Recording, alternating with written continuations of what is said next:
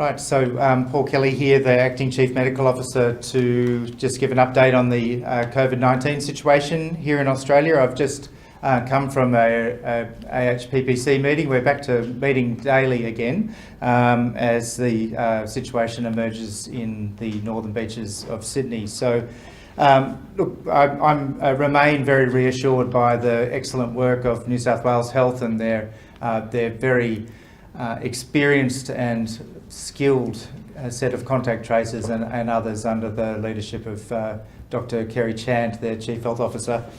We're in at least daily, if not more often, contact, as are all of her colleagues and my colleagues on the AHPPC.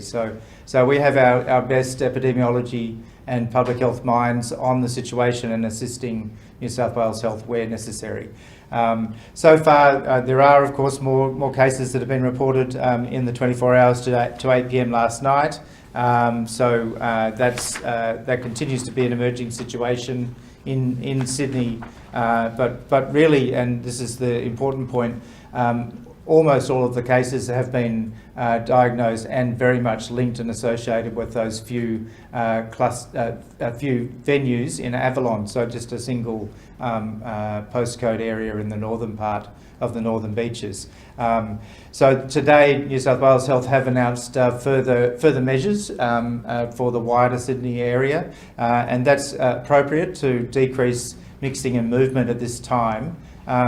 As we've talked about many times before, the virus moves with people, and so if we can limit the movement of people and limit the mixing of people that have moved, that really assists with the decreasing the transmission of the virus. So they are the measures that New South Wales are putting in place, relatively soft touch for the other parts of Sydney, and then that lockdown in the Northern Beach LGA. Talking to my colleagues on AHPPC in other states, they are taking a very proportionate approach to this, using that hotspot definition of looking at the northern beaches, which I agree with. That is a hotspot from the Commonwealth point of view, and they've put in place various measures and are looking at those as the situation develops. There'll be further announcements from the various state governments in relation to that, and there have already been some of those today. So that's the situation from the Commonwealth perspective. We have again offered our support to New South Wales, particularly around testing, to see if there's anything we can do to increase the availability of testing, particularly in the northern beaches, but also other parts of New South Wales, so that those queues could perhaps be shorter, and the people that do need to get tested are being tested in an appropriate way and as quickly as possible. So that offer's on the table, and we're working through that. We're doing specific issues in relation to aged care, particularly in that northern Sydney area and the northern beaches in particular. And so we've introduced, because of the hotspot definition, all of the supports there about PPE, really examining and strengthening the infection control practices in those aged care facilities, and all of the other measures that we've looked at, including staffing in those particular aged care facilities. So that's what we're doing from the Commonwealth perspective. We've talked about ADF resources as well, being to assist there and in any other way in relation to this outbreak, and those measures are being looked at very carefully by the Minister for Defence and Minister Hunt from the health side. I will point out there are already 1,500 people, defence personnel, that are working in COVID-related matters, mostly around hotel quarantine at this point around the country, and that includes 250 Defence Force personnel in Victoria. But if there are further needs, we'll be looking at that. Of course, Defence is very much focused at the moment on support to our near neighbour Fiji after the cyclone there. So there are a range of issues we're looking at, but we're there to assist. So I just do want to acknowledge at this time that this is a disruption again in our lives from this COVID-19 pandemic. We've had it all year. I know of people that have had to cancel or postpone weddings, interfere with other major events, and Christmas is another one of those. So it's unfortunate that this is happening, but we need to put safety and health concerns at the forefront at the moment, and particularly for those in the northern suburbs, in the northern beaches of Sydney. My heart goes out to you that this is a tricky time in the lead up to Christmas, but please stay the course, and I'm sure that my colleagues in New South Wales Health will get on top of this. So I'll go to questions now. Thanks. Firstly in the room. Professor Kelly, we still don't know the exact route of where this virus has come from this time around in Sydney. How concerning is that for you, and are you confident that we will work that out, or do we just need to move past working out exactly where this came from? Look, it would be very useful to work out where it actually came from. We know from the genomics analysis that it points very clearly to a person that came into the country from the US, was in hotel quarantine, a passenger, an Australian returning to Australia, and there's a very close match in the genomic analysis of the virus. So that's our presumed place of origin. But how that particular virus through a person got to the Avalon, the various venues that we know about now in Avalon, is a mystery, as you say, and the contact tracers are looking into that. I think more important now is really to look at where we are in terms of the cases that we know about, where they have been whilst they've been infectious, and also, as is the normal case now, particularly in New South Wales, looking back from when they became infected to where they'd been in the week or two before that, and that will give us many clues, and hopefully that will also include where this missing link, if you like, may be. Professor Kelly, given the reinstatement of certain restrictions around Greater Sydney, had the northern beaches been locked down a few days earlier, could that have been avoided? And what's your message to the people in New South Wales, or Greater Sydney rather, that are a bit frustrated and upset that they're being affected by the outbreak in the northern beaches? Because it's obviously something that would cause a lot of frustration at this time of year. Yeah, of course, and as I said, I really understand the fact that this is disturbing all sorts of people's plans. At the moment, those disruptions in terms of public health orders only lasted till midnight on Wednesday, so we're still hopeful that Christmas can be some sort of COVID-safe normal. But I understand that is an area of frustration, and that's how it is.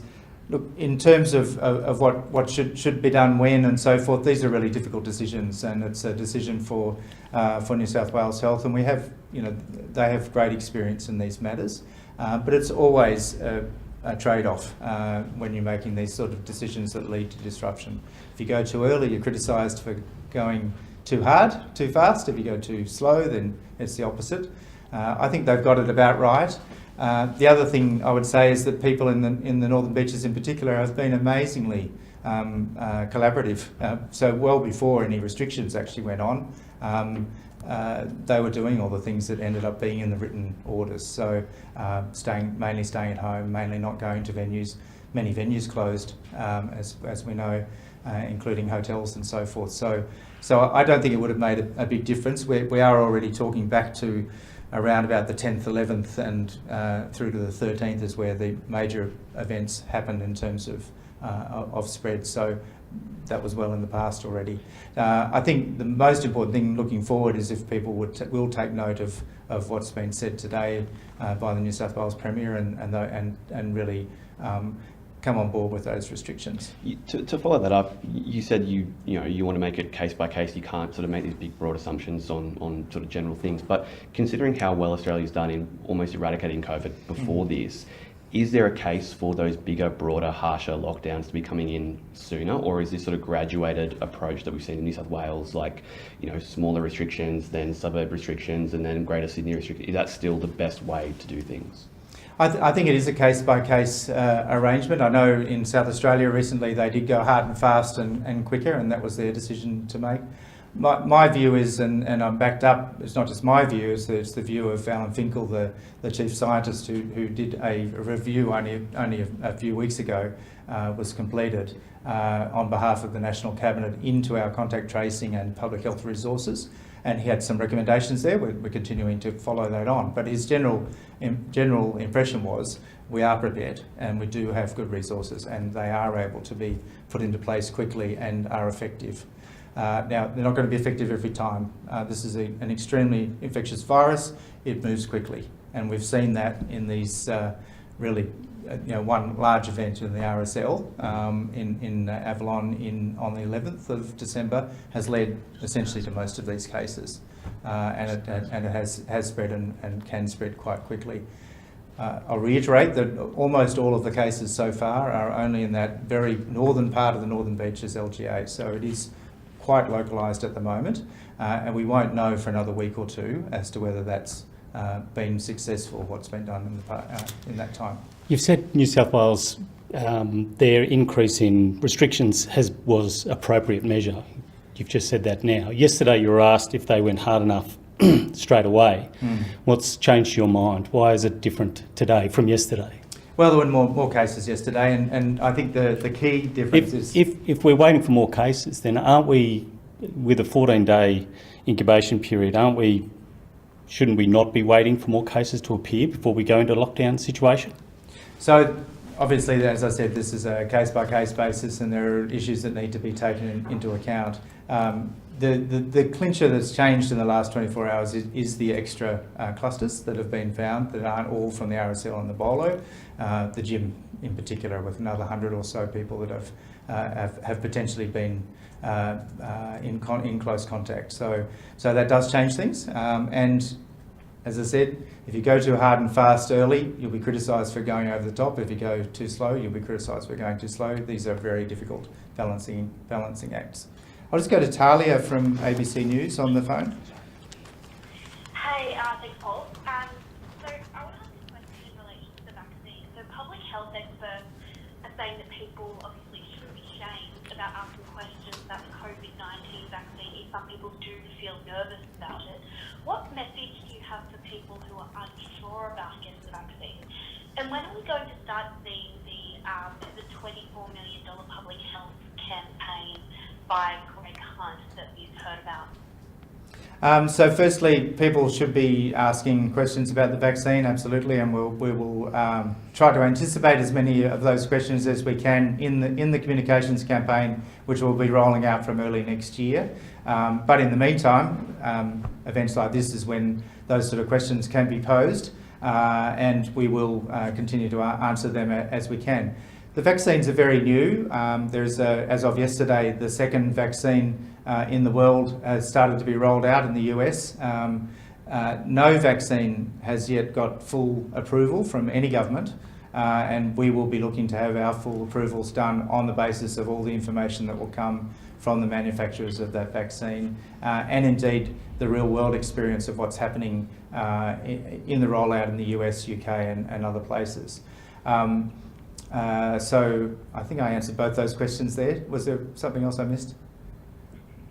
No, that's great. And if I can ask as well, if people are going to pubs, clubs, venues, that kind of thing, is there, are you confident with the approach at the moment with QR codes and signing in and that kind of thing? Is it, is it doing its job? Is it consistent enough? Or is perhaps a more national streamlined approach needed to make sure that, no contact details are missed? So the QR codes have been rolled out stately in each state and territory, specifically to that state and territory. Alan Finkel, who I mentioned earlier in his review, did suggest that we should have a national approach.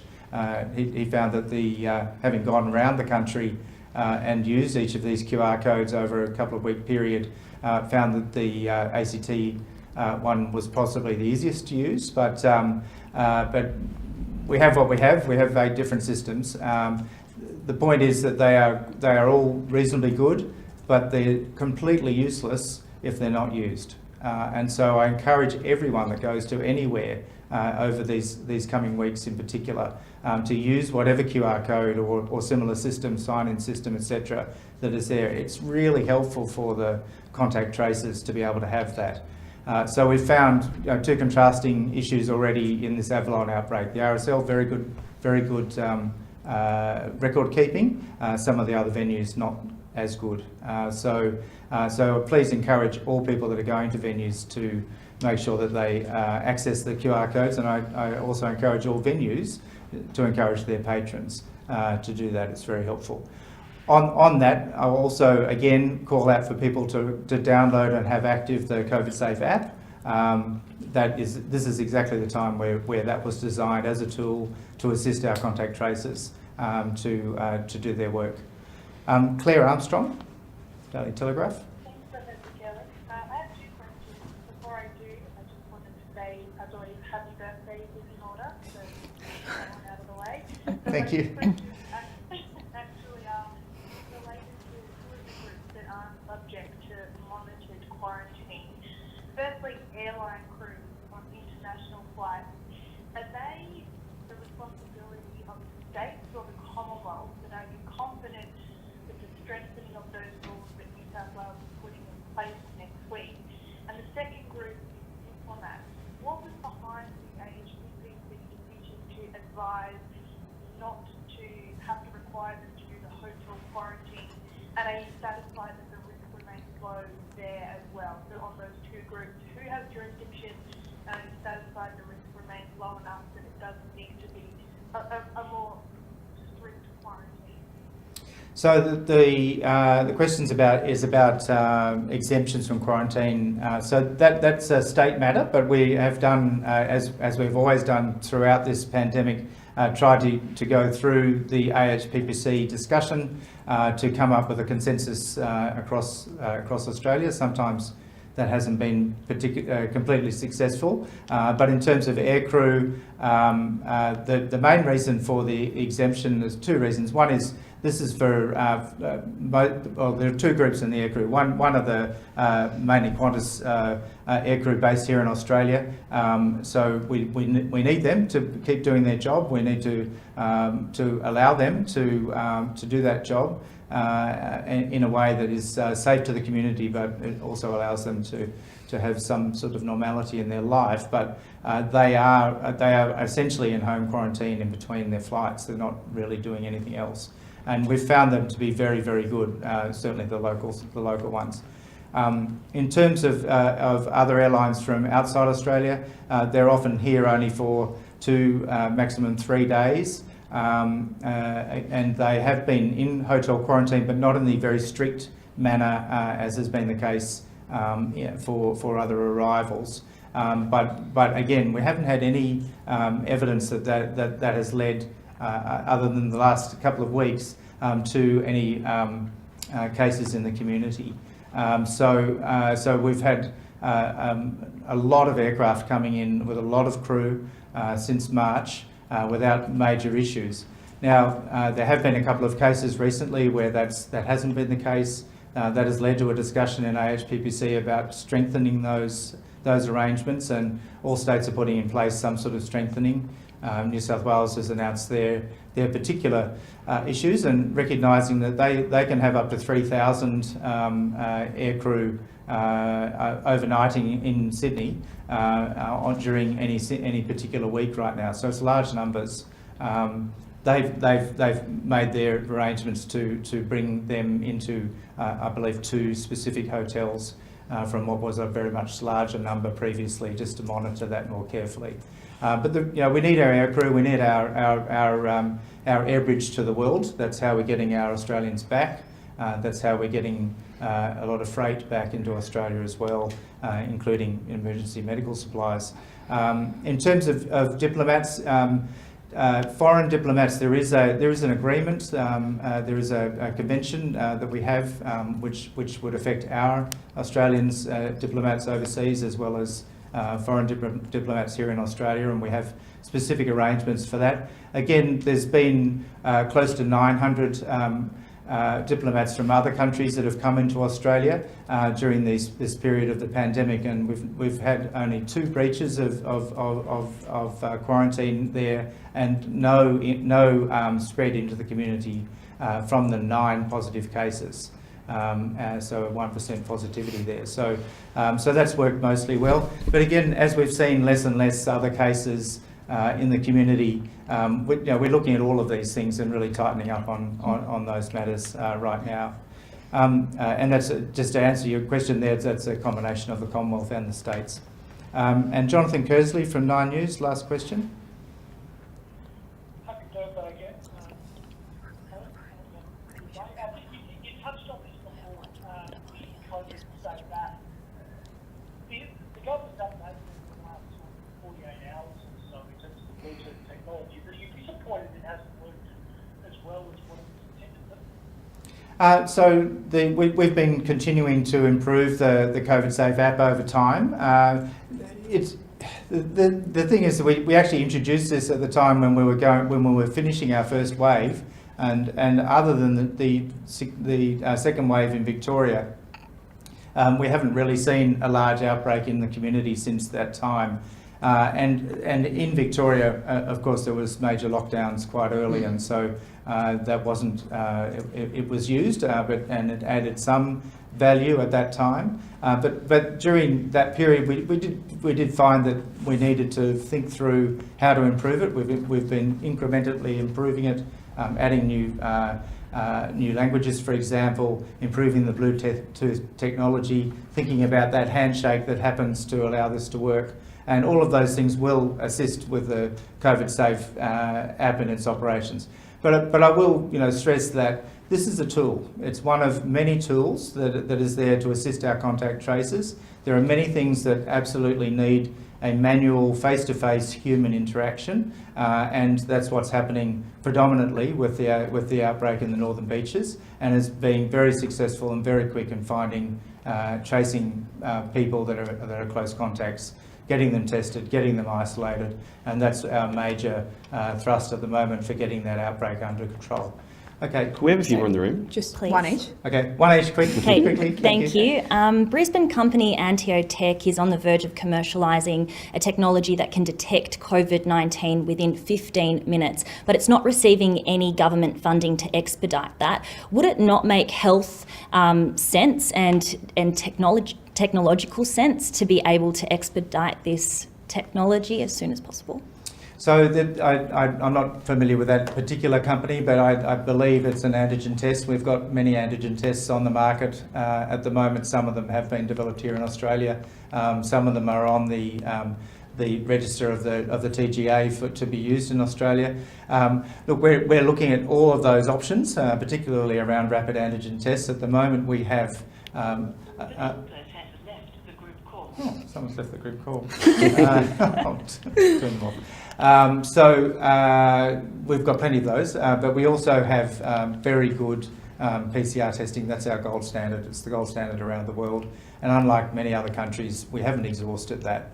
Even with this big surge of testing in Sydney, we still have capacity to do that. And it is a little bit slower, but the turnaround time is still the same day at the moment. So we believe that's quick enough. The advantage of the PCR test, it is more accurate. And so that's the crucial thing at the moment. Professor Kelly, just two things quickly. Borders are obviously snapping shut right across the country. Is that a proportionate measure at the moment? Should New South Wales people be allowed to go anywhere, or should they just be remaining where they are? And secondly, masks, they're still not mandated across New South Wales, let alone the hotspots. Is that something that you'd like to see introduced? So masks first. Masks have a place where there's community transmission. If I was in the Northern Beaches right now and I was indoors and I was unable to keep my physical distance from others, I would be wearing a mask. If I was on public transport in Sydney, I'd be wearing a mask. So masks have their place. I understand that mask use in the wider Sydney area has increased substantially.